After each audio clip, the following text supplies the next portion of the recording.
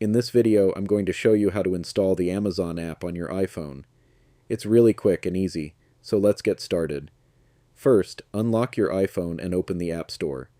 Once you're in the App Store, tap on the Search tab at the bottom. Now, type Amazon in the search bar and press Search. From the results, look for the official Amazon app and tap on it. Next, tap on the Get button, or the download icon if you've installed it before. You may be asked to confirm using Face ID, Touch ID, or your Apple ID password. Once you confirm, the app will start downloading and installing automatically.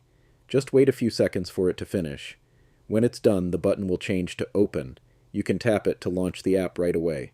Or, go back to your home screen and tap on the Amazon icon. Now you can sign into your account and start browsing, shopping, and tracking your orders. And that's it.